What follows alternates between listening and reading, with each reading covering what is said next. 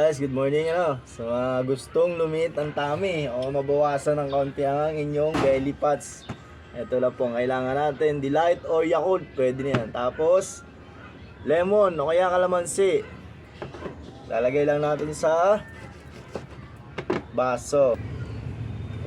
Ayan, lagyan nyo lang po. Tapos bigaan nyo ng kaunting pata lemon, and then mainit na tubig o warm water lang ha, huwag yung sobrang kulo. Okay. Ayan. Ganyan lang po ha. Pag alam nyo naman pong mainit, huwag nyo po munang inumin ha. Yung kayang-kaya nyo lang pong inumin. Pampalit ng tummy.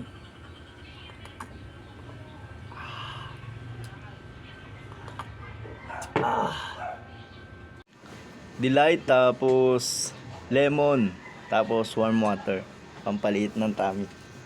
Try natin, wala namang masama, diba? Kaya kayo, try nyo na rin. Thank me later.